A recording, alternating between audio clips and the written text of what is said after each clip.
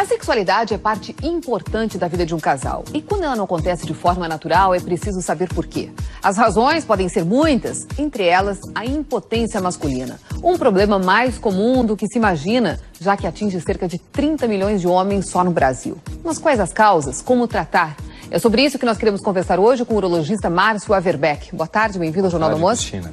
Você pode participar ligando 8401-0394 ou mandando um tweet para @JRBSTV. Aí está a primeira pergunta. Olá, tudo bem? Eu quero saber por que idade ocorre mais a impotência masculina. Bom, a gente sabe que a impotência pode acontecer em qualquer idade, desde a adolescência até a idade mais em homens mais velhos.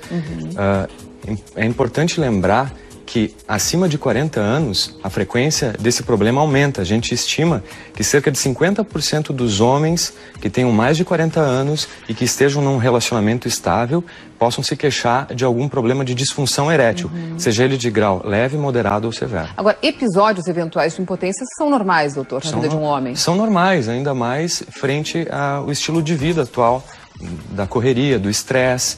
Esses fatores podem sim influir na performance sexual. Quando buscar ajuda? Quando acontece mais de uma vez. É importante buscar ajuda porque, evidentemente, quando o paciente é mais jovem, pode ter algum problema psicológico associado. Mas a gente tem que investigar fatores de risco para o problema de ereção. E nesse aspecto é importante uma avaliação médica. Aí está a outra pergunta. Me diz uma coisa, quais são as causas da impotência masculina? Causas da impotência, muito bem. A gente sabe que o estilo de vida com sedentarismo, a falta de prática de exercícios físicos, assim como pressão alta, diabetes, né?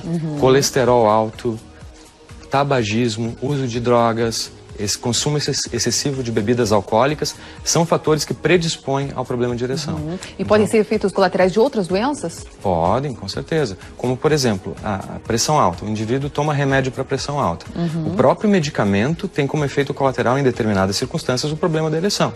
Isso não significa que o paciente deve parar de tomar o medicamento, porque a própria pressão alta pode também causar a ereção. Mas nesses casos é importante que o paciente consulte com o seu médico e quem sabe troque o medicamento. Nós temos um telespectador ao telefone. Boa tarde, qual é a sua dúvida? Boa tarde. A minha dúvida é, eu tenho uma doença chamada mielite transversa e eu sinto dificuldade em manter a ereção quando consigo tê-la. Gostaria de saber se existe tratamento ou não.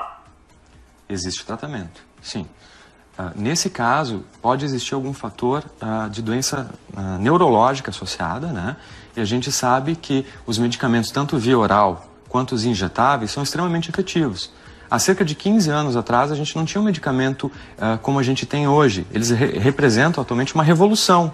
Esses medicamentos têm um início de ação em mais ou menos 30 minutos e um tempo de ação de mais ou menos 12 a 36 horas. A gente sabe que atualmente a gente tem, inclusive, comprimidos orodispersíveis, que são bastante discretos. As embalagens parecem de um chiclete, por exemplo. O paciente não precisa nem tomar água, coloca na boca e funciona literalmente como uma bala. No caso, então, o telespectador tem que buscar ajuda de um Buscar médico. ajuda, uma avaliação precisa, né? Tá certo. Aqui tem uma outra pergunta.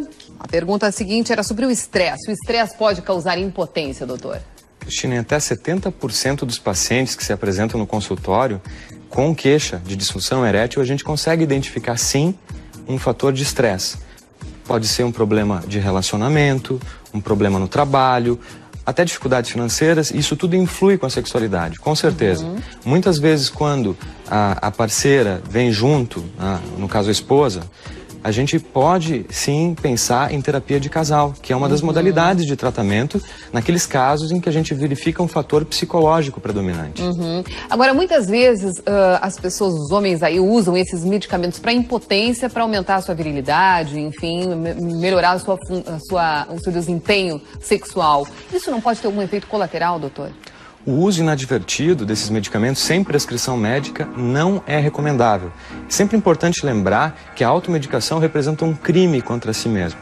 Esses medicamentos, eles não são desprovidos de efeitos colaterais. Que efeitos seriam esses? Dor de cabeça, rinite, pressão baixa, que às vezes pode acontecer, calorões, então uma série de efeitos colaterais. E existem contraindicações para o uso desses medicamentos. É por isso que é tão importante procurar uma avaliação médica.